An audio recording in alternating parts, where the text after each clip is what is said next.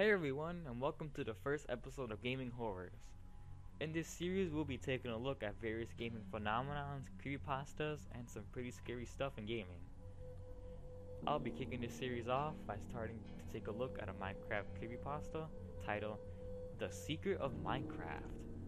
And without further ado, let's begin reading this creepypasta. It starts out like this. Find a lava pool at the bottom of a plot of land and jump in while wearing full diamond armor. After that, sink until your hearts are half depleted. You will suddenly fall into a room of pure obsidian. There you will meet someone called the Gatekeeper. After you kill him, the eastern wall will fall away to reveal a hall of pure diamond blocks.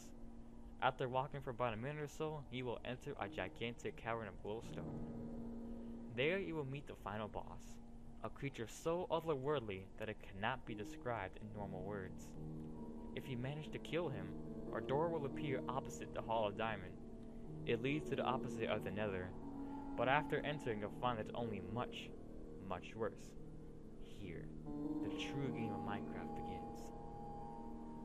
Once you enter this land, all you will see is a floor of a glass-like block, only it emits a faint light. You can see that the sky is dark, but it too has a faint glow. As far as you can see, even at full render, there is nothing but this glowing dark sky and glowing pale floor.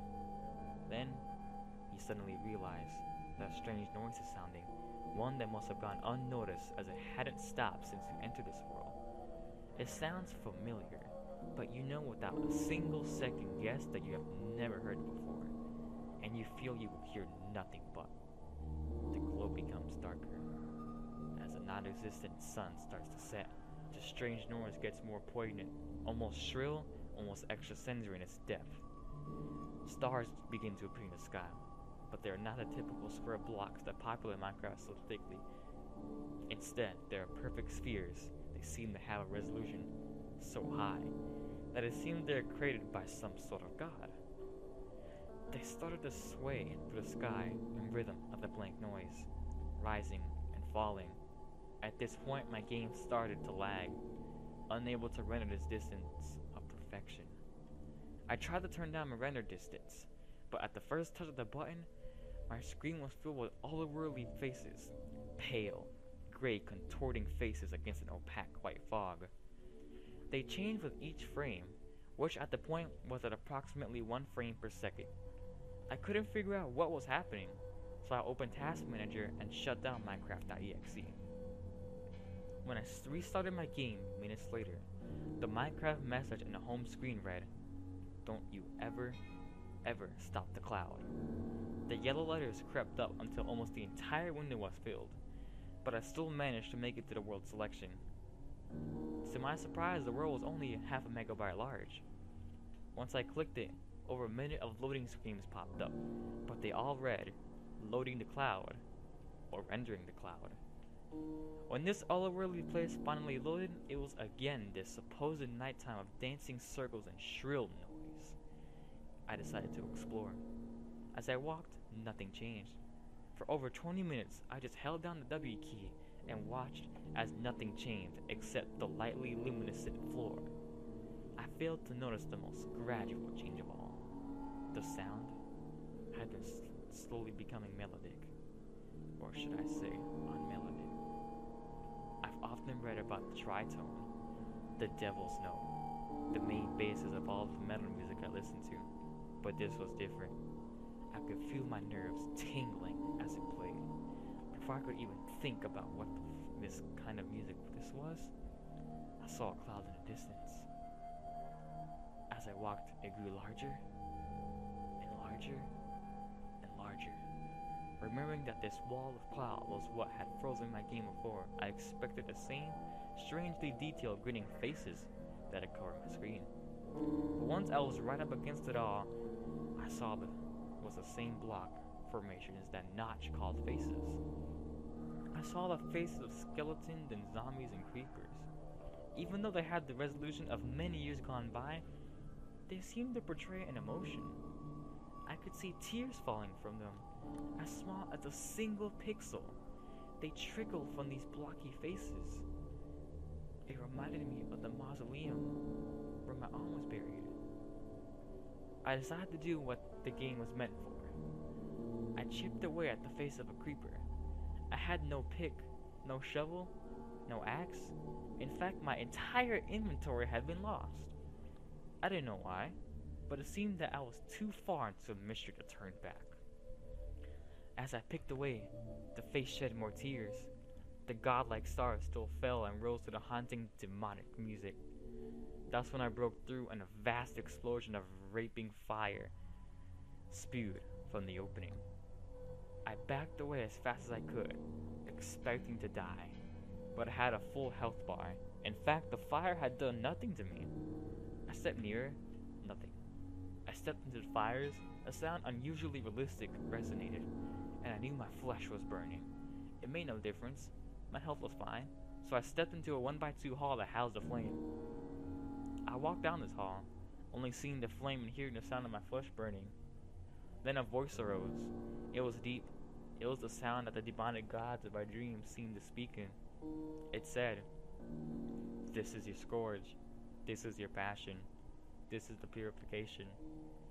When the last resounding syllable sounded, I walked into a vast hall.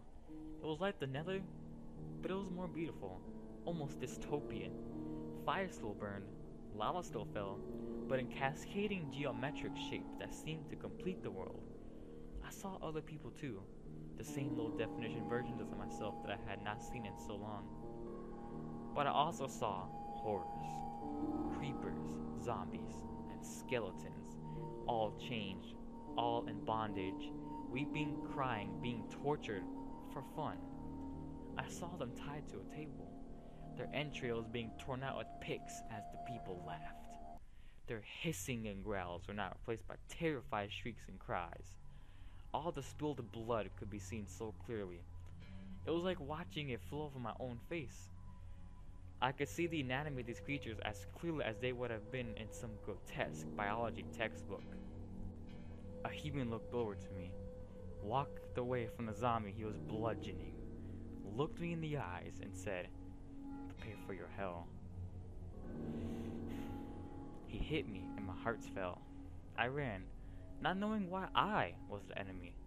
I ran as he chased me, chanting, "Your hell is a prison of our kind. Prepare to taste the pain that you have given our brethren."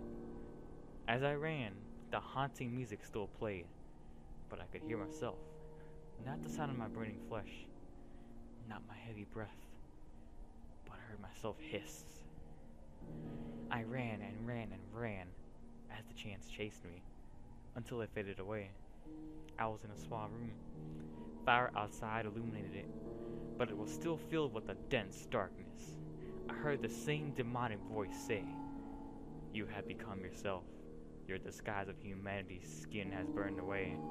You are now pure of body and of soul. Go free your people and unmask the hellish figures that captivate them." Not knowing what to do, I turned around. A creeper was staring right in my eyes. I tried to run, but only ran to the other side of the small room. Going back, I had seen a mirror. I looked in the mirror. The image of a disgusting, writhing creeper looked in my eyes. I realized I had no more hearts. Not that they were empty, they were gone. I walked in the fire outside. Only my hissing vocalizations were heard. A mob of humans came after me, chanting the forbidding chant. Backwards, forwards, in Latin, growling, screaming, wailing, they chanted, "Vox est mundi, inferno captivare anti Dei." I tried to run, but I was frozen. As they surrounded me, I hissed, I wailed, shrieked. The scream became perfectly detailed, as if it mirrored the world. The music grew louder, as did everything. My ears rang from the barrier of the senses, then I exploded. I, the creeper, I, the monster, I, the terror, I, the murderer. I sacrificed my wretched self for my similarly wretched comrades. The thing I used to fear I had become. The thing I used to be, I crushed.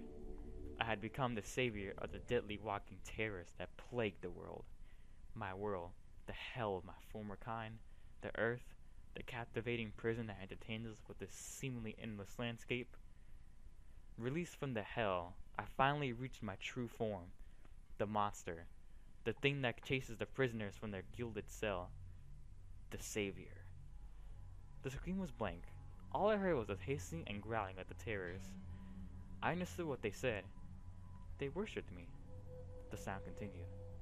It grew louder until my speaker buzzed and my ears rang.